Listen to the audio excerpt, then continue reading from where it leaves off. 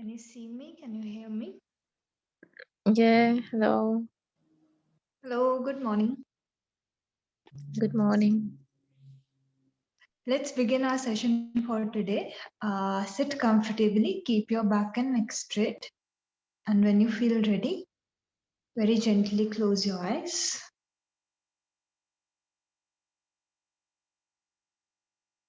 and start observing your breath.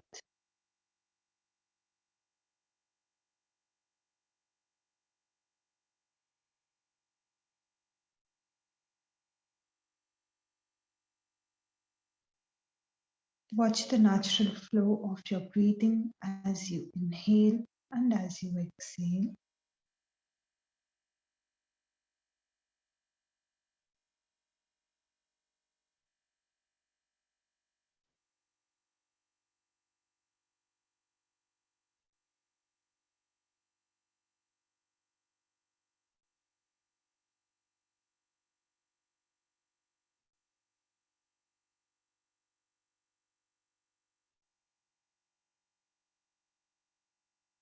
Just begin to settle your mind.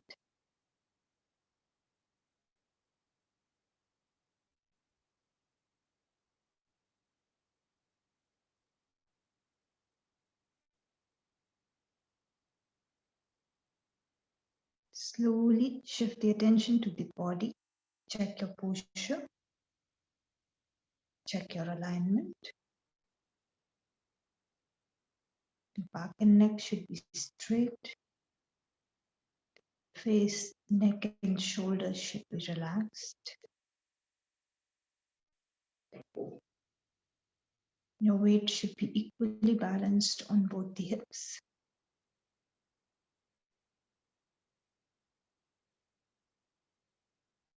And the posture, the final posture, it should be both stable and comfortable.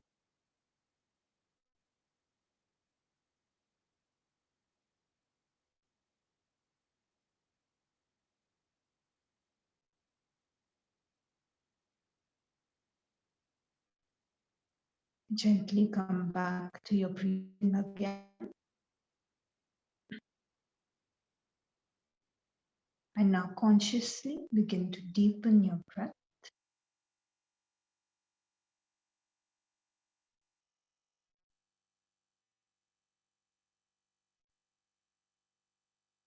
Slow, long and deep inhalations.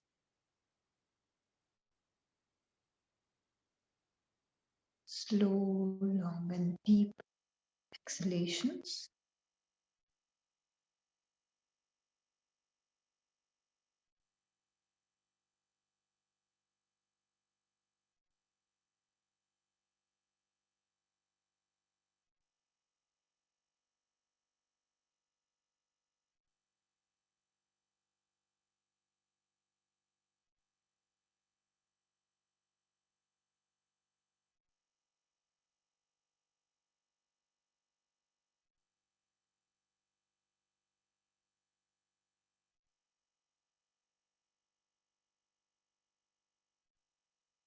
Use the deep breath to release any stress from your mind.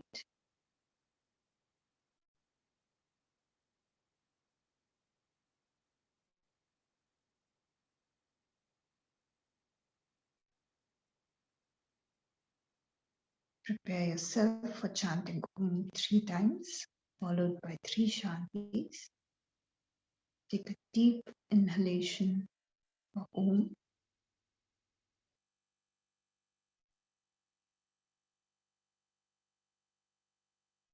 Om.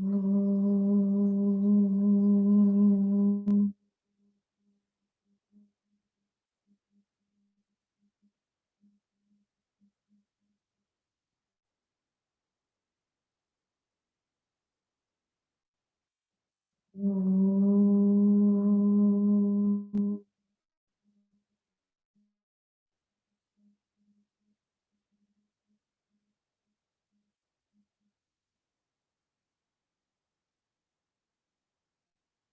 Om.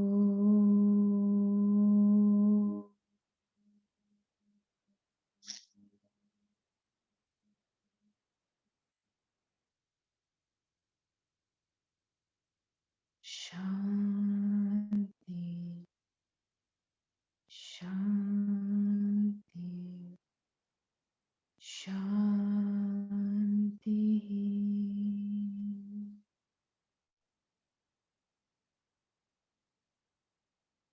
Feel the vibrations.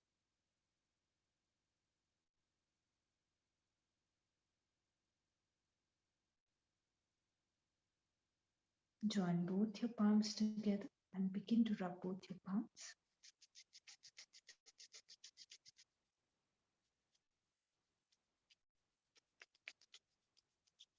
Place your palms on your eyes. Very slowly, while blinking and looking at your palms, begin to open up your eyes and come back with a big smile. Namaste to everyone. Let us begin our session for today. So yesterday we were talking about yoga, and specifically we were talking about philosophy, and then I began the introduction of yoga as well. So yoga, this term is derived from the Sanskrit root word yuj, right? And that means union or yoking, or you can say joining together, right? And very generally, I explained the meaning in that respect. So, one very important thing to observe when we talk of yoga is that union always happens between, like, you require two entities, okay? And the union takes place when both of these entities they come together, right? So generally speaking, like I gave you the example of nature, when you go out on a vacation, you feel, very much in sync with the nature. You wake up early, you do your things timely, and then you also sleep timely, right?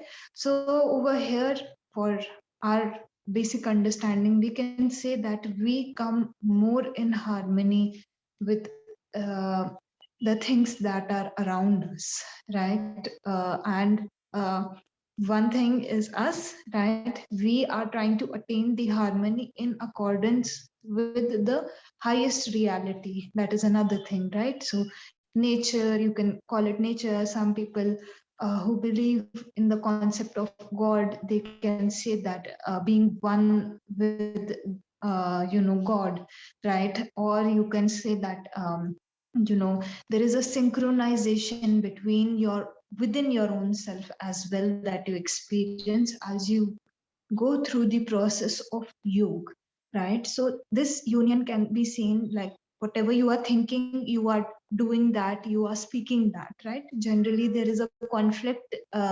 Sometimes we think something else, and because of certain situations, we act very differently. Our thought process is different about that thing, and our action is completely opposite, right?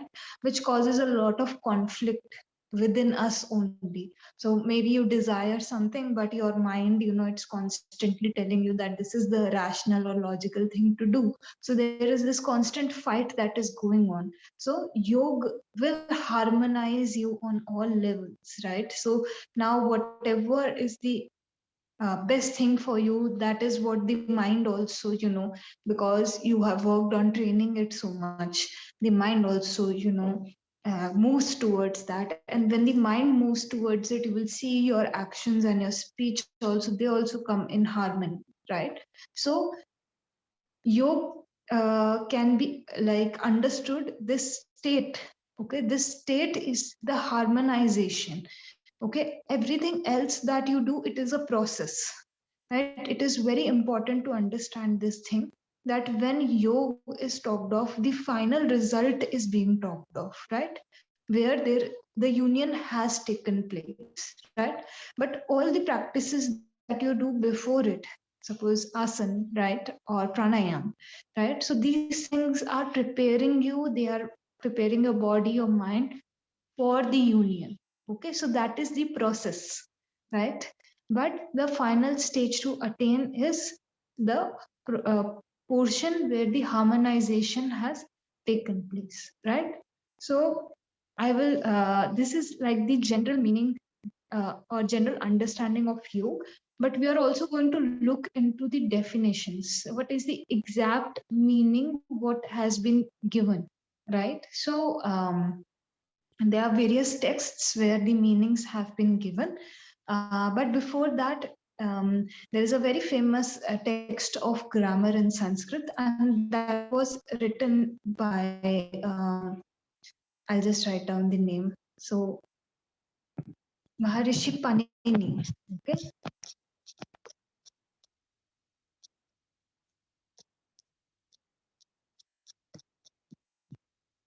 Maharishi, Maharishi Panini, Panini. Yes, sorry. So Maharishi Panini, he has written a text on grammar, and in that text he has given the meaning of yoga as well, right? He has used certain terms to define what yoga is, and he has specifically given three terms, and that those three terms, when combined together, they give the holistic meaning of what yoga is, right? So first thing, I will just write down all of them.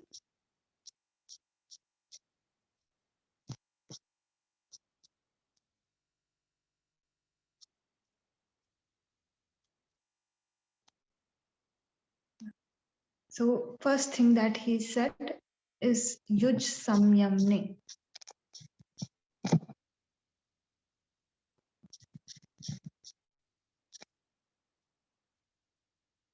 Okay.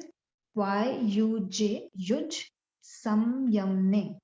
Samyamna. This term that he gave for the meaning of yoga, this means constraint. Okay. Restrain, control, right? This kind of meaning this term has, right? Then second term that he used for the meaning of yoga was yuj samadho.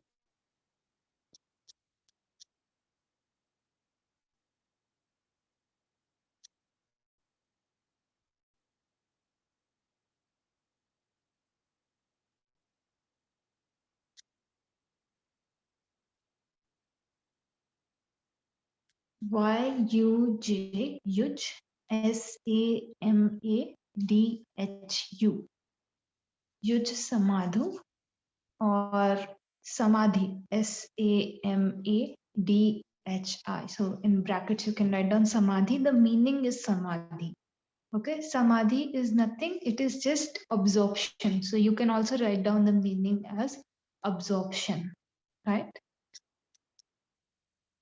And then he gave the third term,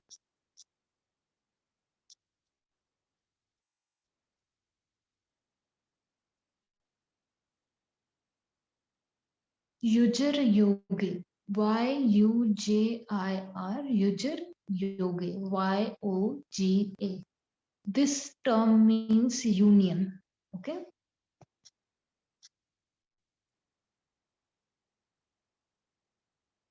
So these are the three terms that are found in his text where the meaning of yoga can be understood, right? So now he actually, when he gave the meaning of yoga, he included all the things like you can see, right? So the final point of the union, it can never take place if you do not exercise some type of restraint. Okay. So first thing is that, okay, now like you start practicing yoga, right? So right now you are sitting in philosophy class. So with this time, you could have done anything, right? You could have watched something on Netflix, or you could have, scrolled through social media, right? But you chose to be over here in the class of philosophy, right? So what is this thing doing? You don't know this thing, but by default, what is actually happening is the constraint, right? Or you are actually restraining the mind from all other distractions that could have been there, and you are putting your energy when you are investing your time in this class. Okay, so always, before reaching the union, you will see always this is an inevitable step that you will exercise some type of restraint or constraint, right? Now restraint or constraint doesn't mean that you are forcing yourself, you are pushing yourself too hard. It happens because you give more and more time to the practices of you, right? But by default, what is happening, you are now controlling what you are doing with your time, right?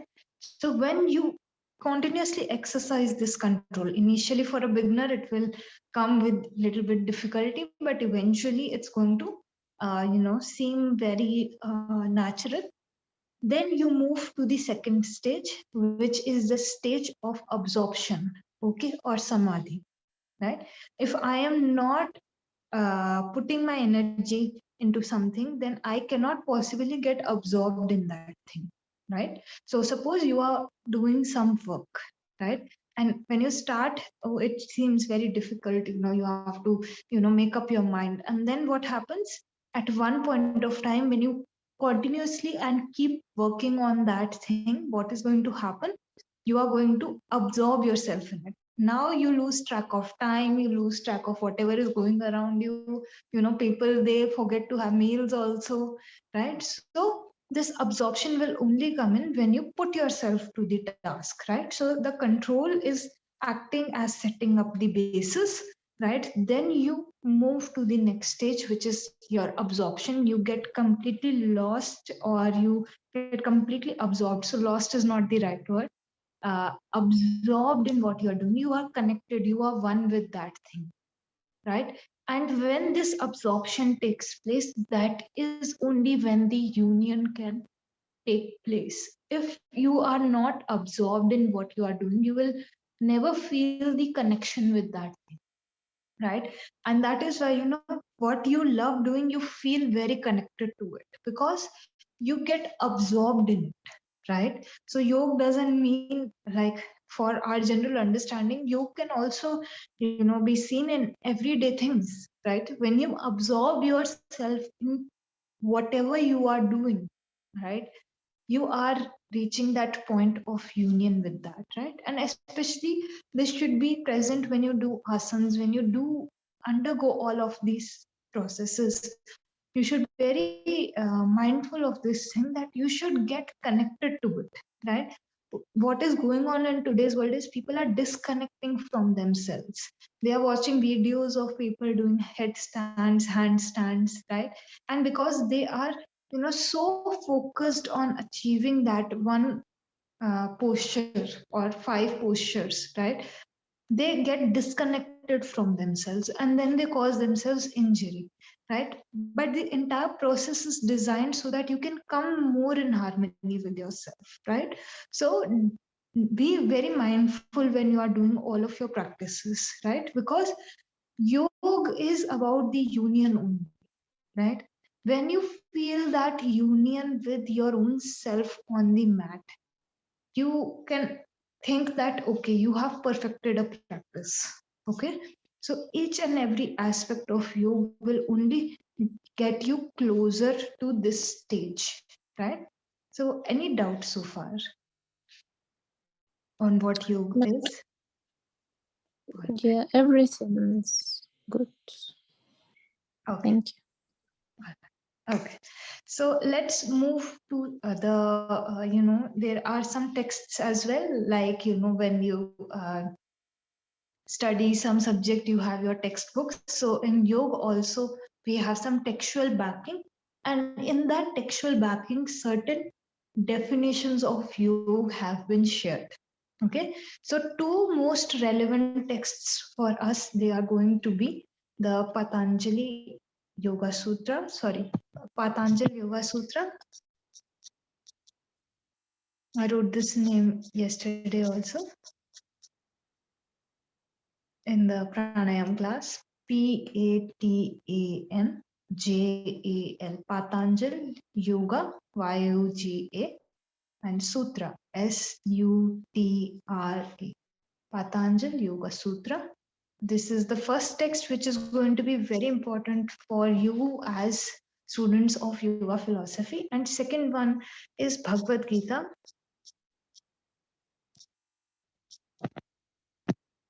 B-H-A-G-A-V-A-D,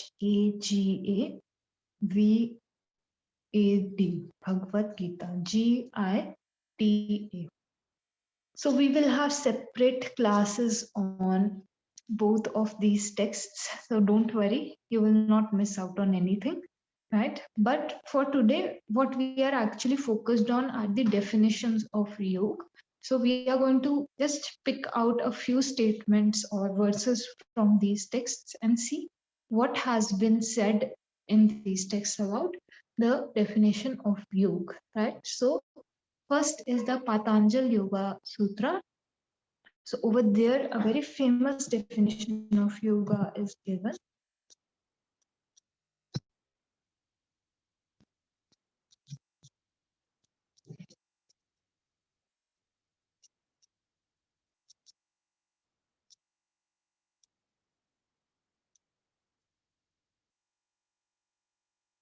That is 1.2.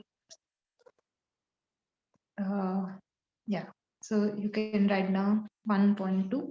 So Patanjali, when he was writing down his text, which is the main background of yoga philosophy. So the Patanjali Yoga Sutra is the background, basis, foundation, you can say, of yoga philosophy. So when he was writing down his text, he gave this definition of yoga. He said, yogas chitta vritti nirodha, right?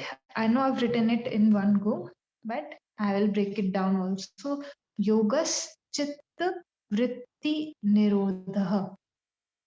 I will just spell this out also. Yogas, Y-O-G-A-S-H,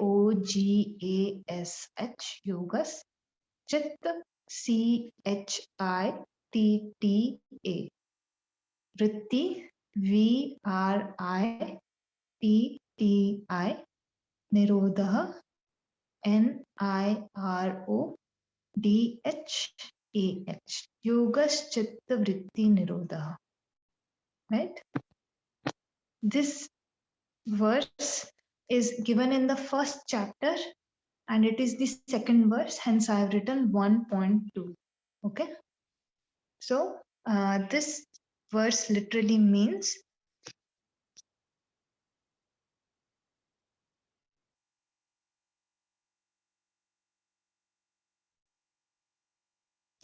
cessation of the mental modifications is yoga. Okay, cessation of the mental modifications is yoga, right?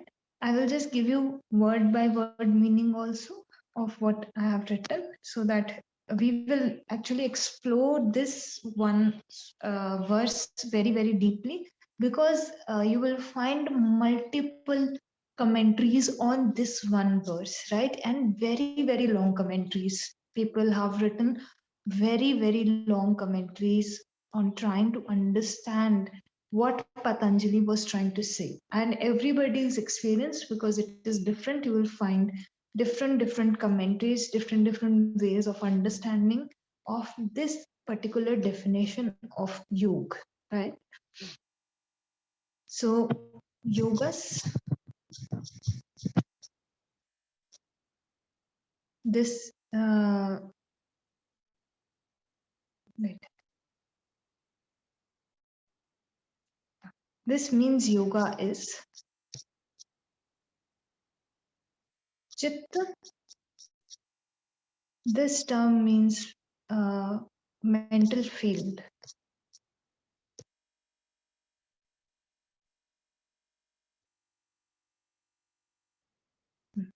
Vritti,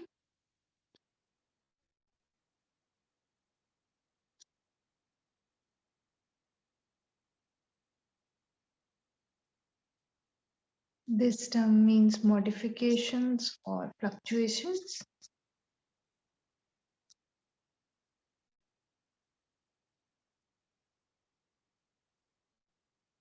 Nirodha. So the uh, root term is Nirod actually, but Nirodha you can write down the meaning as cessation. Okay. Now term by term also have split down the meaning, right? So yoga is, and then chitta is the mental field, and vritti is the modifications, they are the fluctuations, and nirodha is the cessation, right? So um, this final stage where the fluctuations have ceased to exist, okay, this point is yoga. This point is defined as yoga. Again, all the other things that you are doing to prepare your body, all the other processes that you are doing, they are processes which will lead you to this final stage. Okay, so whenever you do your practices, be very, very aware that you are preparing yourself, okay, for this stage to take place.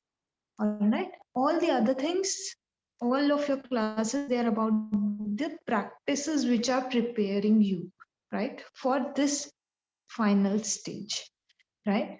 So let's talk. When he gave these terms, he used some very, very typical terms. So chitta and vritti are very, very important for us. Okay, understanding and proper and deep understanding of these two terms should be there, right, when you are understanding this definition of yoga. So let's talk about chitta. Okay, so now commonly perceived, you can say that it is the mind, right? For a common, if you want to explain it to a common person, you can say chitta is equivalent to the mind, right? But you guys, you are students of yoga, right? So you need to understand that um, this has a deeper meaning, right? And because the fluctuation is taking place over here, like in the chitta, right? So you need to know where, in what aspects is the fluctuation taking place. You can either just look at it as the mind, or you can look at all the components that the chitta has, so that you understand where all the fluctuations are taking place. So first thing that the chitta has total three components. Okay, first is the manas, okay, which is your mind. MANAS. This is the first component of the chitta, manas, mind. Okay. So chit is the entire mental field. Then one component is mind. What is the mind? The mind is, you can say it's actually called a sense, right? So which is connected to both the external and the internal world, right? So it is acting as a channel, right? The mind will perceive whatever is happening around you in your external environment, and then transmit that information to the inner understanding. Okay, so suppose for the first time you are seeing something new, so you can understand components of chitta when you explore something new, right? Because when we grow up, we already know about so many things, right? And we generally encounter those things in our life, right? But when we begin to learn something new, or we are put in a new environment and we try to perceive those things, that is when we are able to see these components split up more easily, right? So mind is acting as a bridge. Okay, whatever is happening around me, all of this will go to the internal processing through the channel of the mind. Okay, mind is connected, constantly connected to the senses, and it is also connected to the perception that we give on the things, right? Then the second component, which is very important, is the buddhi. This is the intellect. Buddhi, buddhi or intellect. Okay. So now whatever, suppose you see something, okay, then this whatever you have seen, this will go inside, and then you will give a judgment on it. Okay, so that work, or you will make a decision, you will give a perception on that thing. So this decision making is done by the other aspect of your mental field, which is buddhi. Okay, so this is the second component. Then the third and last component is ahankar.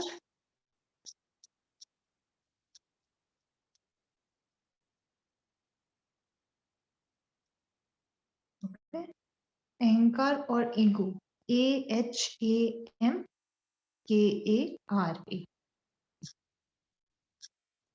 right? So once there is something external, you perceive that thing, and a judgment is given, right? It goes inside, judgment is given. Then there is this mixture of ego or I-ness in it. Okay, that this experience is happening to me. There is this separate recognition. There is this component of my own mental field which is personalizing that experience, right? Which is saying this is happening to me, which is providing me with an individual identity, right? Ego is not always bad. Okay, ego, I'm not talking of ego in that sense where, people say you have a very high ego, right? Ego is just one aspect of you which helps you to separate yourself from the rest of the things and recognize that certain things are happening to you. Okay, so now when you perceive something, then a decision is given, and then this constantly there is this mixture of it happening to you. So generally we'll see whatever you are already used to, these three processes, they take place very, very quickly. Okay, you are not able to break them down, but when you put yourself in a new environment, you will be able to break these down, right? So this becomes your whole cycle of looking at a particular situation, or trying to understand some kind of information, right? So I will take a very, very simple example to explain this thing. So suppose we take the example of a kid.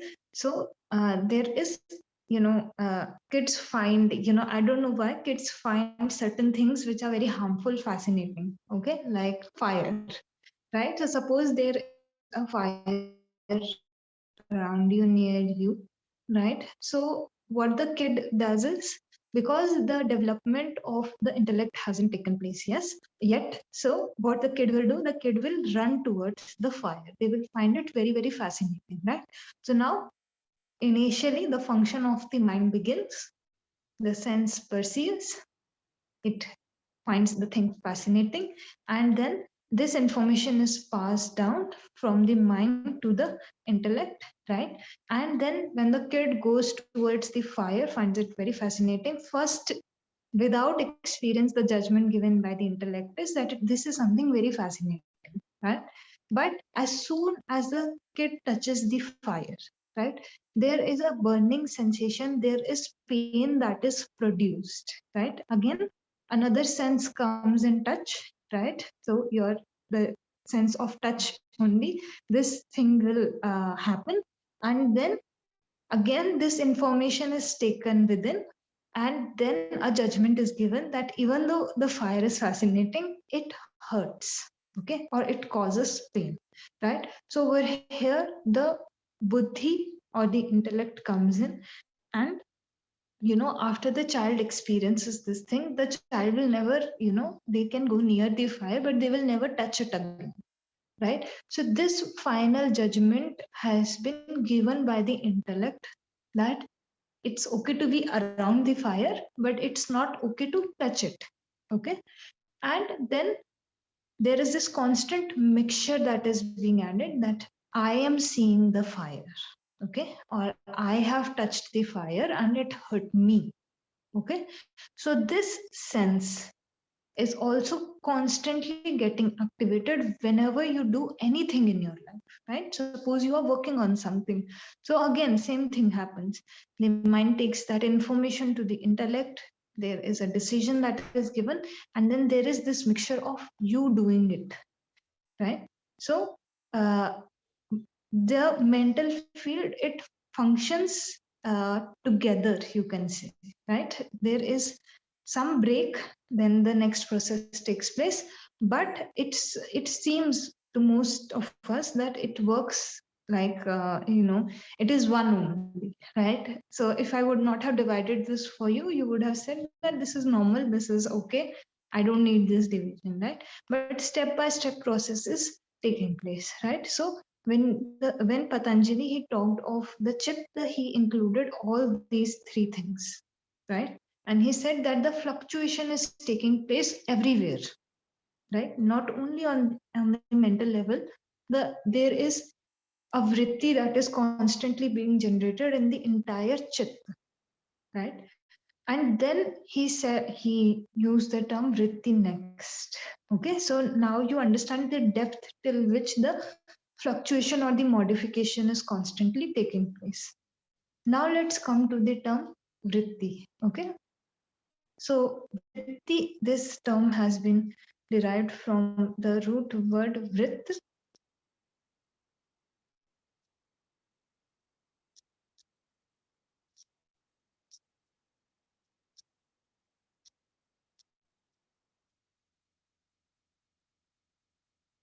VRT, which means circular.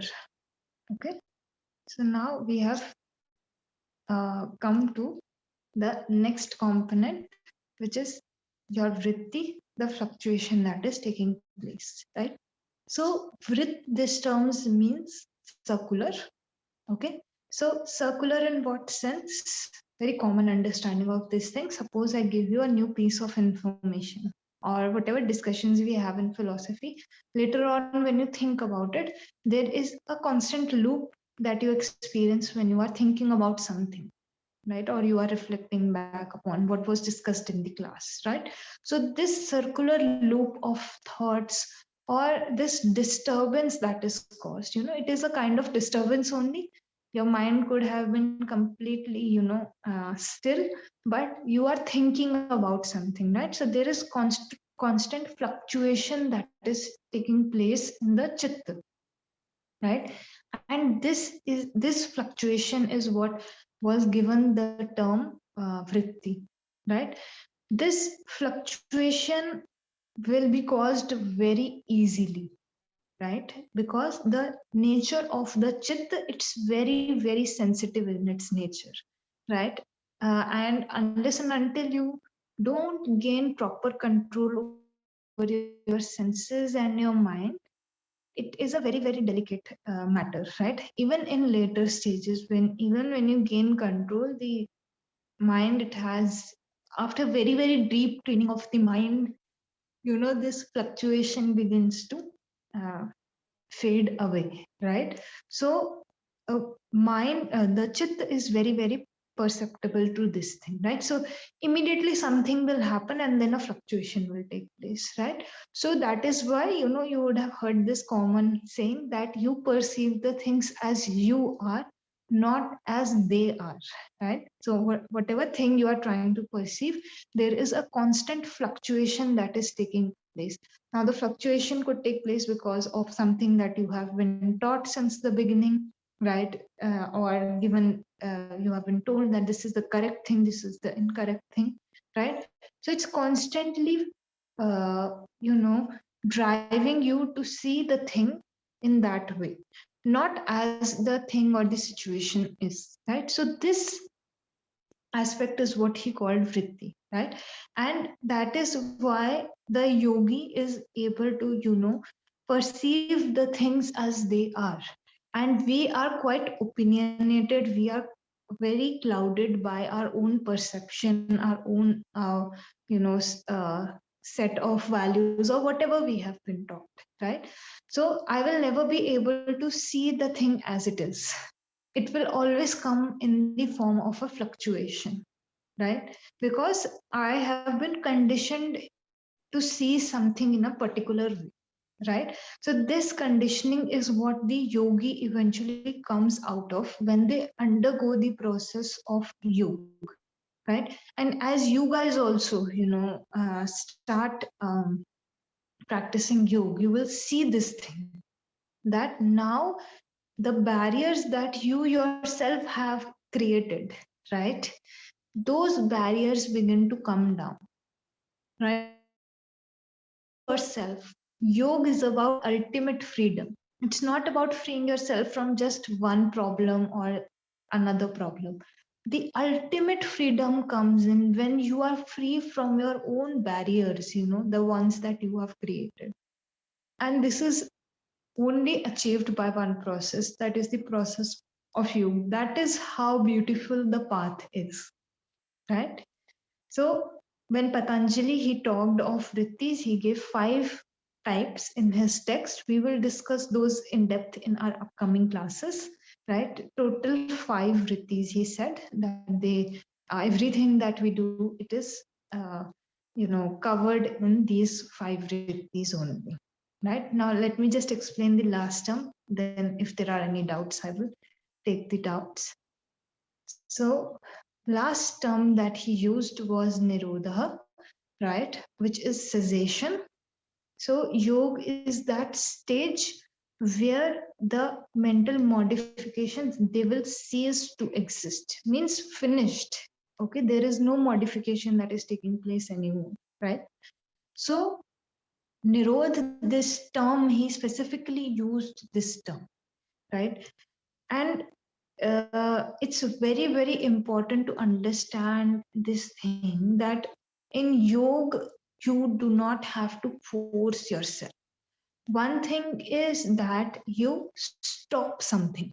Okay. So Nirod doesn't mean you stop. Okay. Nirod is when it stops. Okay. So some things, they happen, right? You just keep doing the process, keep doing the process, and then this stage will come up automatically where the mental modifications have ceased to exist, right? So there is no force applied when you do yoga. Okay, when you reach this final point, there is no force, there is no effort, right? It happens. This key factor, if you cue into your practice, okay, like suppose you are constantly working towards achieving headstand. Okay, so you are doing your practices diligently every day, right? Now it's not up to you when it will happen, right? We like to think that it is up to us, but slowly the body opens up, slowly we gain the strength, right? If you constantly stick to the process, whatever your teachers are telling you, this is how you have to do it, this is the pre-practice, keep following this, keep following this, then the headstand will happen. Okay, you wouldn't have to, force yourself, push yourself too hard, because if you do that, you will cause injury to yourself. Allow your body to give you the directions. Okay, your body is constantly speaking, it is constantly telling you what is good for it, what is not good for it, right? So allow your body to undergo the practices, and then see on its own, you will be able to achieve the things on their own, right? You don't have to force yourself, you don't have to push yourself. So yoga is the point where the cessation automatically happens, right? You don't have to again put in, so be so hard on yourself. Okay, you just keep following through whatever you are doing, and you will come to that point, right? All of the things that you will encounter on your way, it's like you are traveling from one place to the other, right? So whatever other things that you are doing, suppose from here you want to go somewhere, so you will take a train, you will take a car, whatever you do, right? So that is the process. But this process, where is it automatically going to lead you to your destination, right? So when he said yogas chitta vritti nirodha, he meant that the mental modifications will cease to exist, and then he gave the entire procedure. Then he said, follow this thing, follow that thing, and you will reach that point. So there is a very, very famous example to understand this thing as well. Have you ever seen a river flowing? Yeah. So when the river flows, right, then you suppose it's a full moon's night, right? So there is the moon, right? And then there is a reflection on the water that is flowing, right? But when you see the reflection of the moon in the water, you will see that the moon is constantly moving, right? But because of your common understanding, because of your logic, you know that this movement is caused by the water, and the moon is actually fixed. You know, it's not moving in this manner like a wave, right? So when you know you see that the water has become still, and you can actually see the reflection of the moon on the river, right? That is the correct image. Right now, standing as a third person, you know this thing is true. What I'm saying, it is correct. But what is happening, we are constantly looking at the moon by seeing it through the fluctuations that are taking place, right? So I'm trying to understand the moon again and again. What is this moon? Why is it moving? Right? And that has become my reality, that the moving moon is real, right? But actually, when you look at the moon, it is stable, it is still, right? So the vrittis are these waves that are caused in the river, which don't allow you to see the image as it is. Your image of everything, perceiving everything, is currently distorted by the fluctuations that are constantly created. As you go through the process of yoga, these fluctuations, they themselves cease to exist, right? And as the cessation slowly takes place, you get more in touch with the reality. You will see yogis or people who are practicing, who have been practicing you, they are very much in touch with what the reality is. You know, they are very much aware of certain truths. That is why, you know, when you read the texts as well, yogic texts or any kind of texts, it can be from anywhere in the world, right? There are some common truths that are talked of, right? And how did the people, they came, how did they come to this realization of the universal truths that are existing? Because they cleansed themselves so much that they could see clearly, right? They could be in touch with reality very, very clearly, right? And you will see there is a common, you know, theme in the universal truth. Some things are commonly said in all religions, right? No matter which part of the world you are from, you will see certain truths that are repeated again and again, right? Why? Because no matter what faith you come from, if you do the work of cleansing yourself, right? If you do this, go through this process, you will come to the same conclusions, right? And this, that is why the yogi, you will see, is very much in touch with whatever is going on. No, they are not lost, they go into isolation to observe very deeply, right? So they are able to see the things as they are, right? As the thing is, not as how they want to perceive that thing, right? So as you also go through this process, you will start seeing the things more objectively. This objectiveness will begin to come into your own life as well, right? So this is the first meaning. This was a very, very long definition. So tomorrow we are going to touch upon the other meanings of yoga as well. So any doubt so far in today's session, whatever we have discussed, any issues? No, it's okay. Thank you very much. All right. Okay, great. So I think then we will close today's session. Tomorrow we will discuss the other meanings. So sit comfortably, keep your back and neck straight, and when you feel ready, you can gently close your eyes.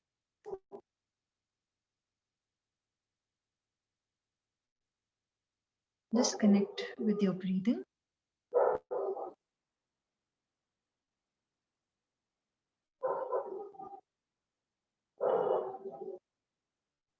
We will close our session by chanting Om one time, followed by 3 Shantis.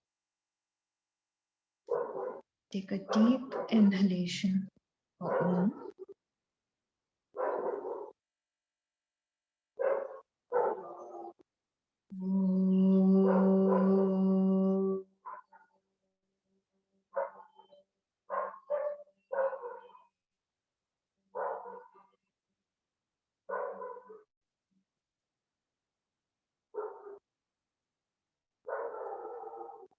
Shanti, Shanti, Shanti.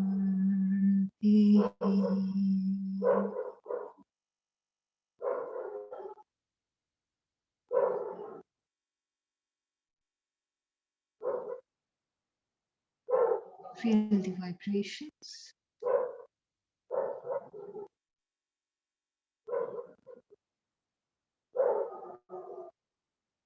Join your palms together and gently bow down. We will begin our day with a sense of gratitude, feeling grateful for everything we have in our lives.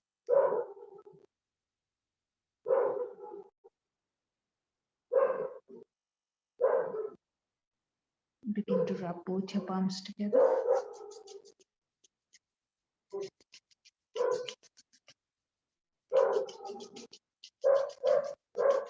Keep them on your eyes. And when you feel ready, very gently, while blinking and looking at your palms, begin to open up your eyes and come back with a big smile. And namaste to everyone. I will see you for your pranayam class in the afternoon. So enjoy the rest of your classes and take care and bye-bye. Thank you. Take care. See you. Take care. Bye-bye.